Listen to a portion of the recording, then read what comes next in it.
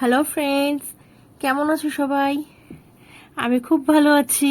কেন বলো তো? কারণ আজকে অনেক দিন পর, প্রায় 8-9 মাস পর আমি যাচ্ছি আমার বাড়িতে, মানে আমার মায়ের কাছে, আমার মেয়েদের নিয়ে। হ্যাঁ, এর মধ্যে যে যাইনি তা নয়, গেছি। মানে কি বলো তো, ওই আর কি 1 ঘন্টার জন্য যাওয়া, বিশেষ কোনো কারণে।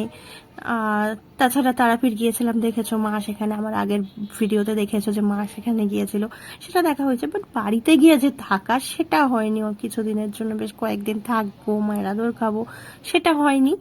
তা সেটা যাচ্ছি, হয়ে ওঠে না। কারণ মেয়েদের স্কুল আছে, পরীক্ষা আছে, তারপরে হচ্ছে কিনা যে আমার নিজের কিছু কাজ আছে, তো ছুটি ম্যানেজ করা খুব অসুবিধা হয়ে যায় এখন। তো আমরা ওলা থেকে নেমেছি মেন রোডে নেমে ওখান থেকে ভেতরে ঢোকার জন্য টোটোতে উঠে বসে আছি। তো জেনারেলি টোটোতে আমরা যাতায়াত করি না, কিন্তু এখন আমার সাথে একটা বড় ট্রলি ব্যাগ ছিল, সাথে আমার 2 কন্যা ছিল। তো আমার পক্ষে তো হেঁটে যাওয়াটা পসিবল নয়। কিন্তু এখানে একটা ব্যাপার হচ্ছে, আমার বাড়িতে ঢুকতে গেলে মেন রোড থেকে লেভেল ক্রসিং ক্রস করতে হয়। দেখতে পাচ্ছি এটা লেভেল ক্রসিং, ক্রমাগত ট্রেন চলেই যাচ্ছে, কখনো ইঞ্জিন যাচ্ছে। এই লেভেল ক্রসিংটা ভীষণ বাজে। তো এখানে গেট ম্যাক্সিমাম টাইম পড়া থাকে। ওদিকে হচ্ছে শালিমার রয়েছে, ওদিকে সাঁতরাগাছি স্টেশন রয়েছে। তো ওখান থেকে ট্রেনগুলো যায় শালিমারে। তো সেই হিসাবে এখানে চলতেই থাকে ট্রেন। এখানে যেহেতু ট্রেনের কোচ আছে, ওই ইঞ্জিন আসে, ইঞ্জিন চেঞ্জ হয়, এই হয় সেই হয়। তো যাই হোক, এই গেটটা খোলা পাওয়া মানে খুব ভাগ্যের ব্যাপার, কিন্তু আজকে ছিল না খোলা। বেশ অনেকক্ষণ আমরা দাঁড়িয়ে থাকার পর টোটোতে চলে এসেছি।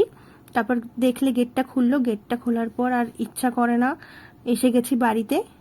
বাড়িতে এসে মেয়েরা নিজেদের মতো বসে পড়েছে। এখানে আসলো ওরা আর আমাকে চেনে না, মিমি আর দিদার কাছেই সব কিছু। মা এখানে খাবার দাবার রেডি করছে। তো আজকে না, আমার দিদির জন্মদিন। তো ওর জন্মদিন উপলক্ষে আসা। প্রত্যেক বছর আমি চেষ্টা করি ওর দিনটাতেই আসার। তো মা এখানে চিকেন বানাচ্ছে, আমাকে বলছে দেখতে কেমন হচ্ছে চিকেন।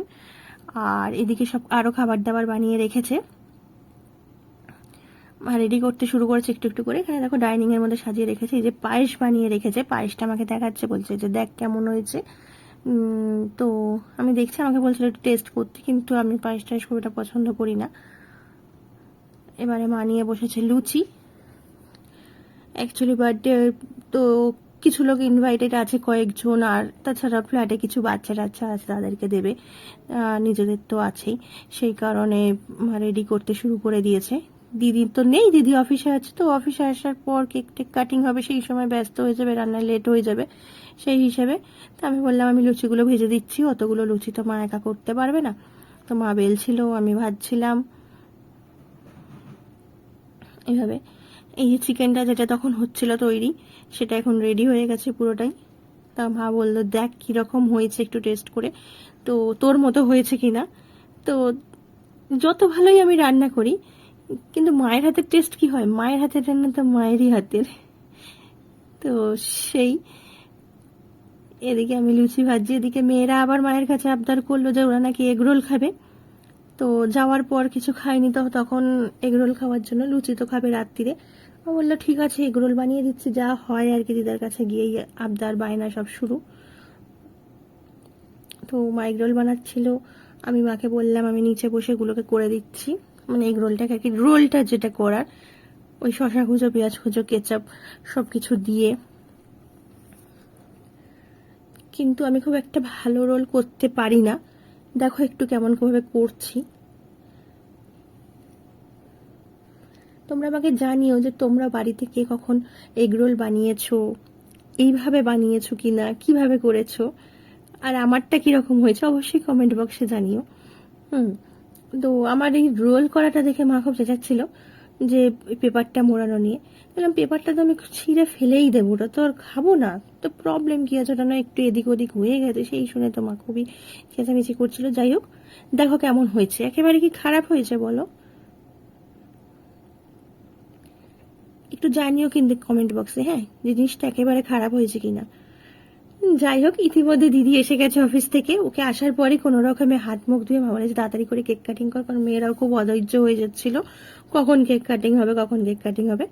তো 2টো কেক হয়ে গেছে, একটা আমি নিয়েছি, একটা দাদা এনেছে। তো এই যে কেক কাটিং হচ্ছে, কেক কাটিং এর পরও সবাইকে খাওয়াচ্ছিল। দুটো কেকই একসাথে কাটিং করেছে, কারণ কেকটা যেহেতু বার্থডে উপলক্ষে এসেছে, তো দুটো কেকই কাটিং করা হোক। খাওয়া নয় পরে হবে, কিন্তু অন্যদিন তো কাটিং হলে সেভাবে হয় না।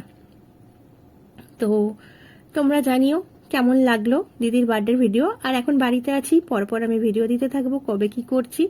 ভালো থেকো, টাটা।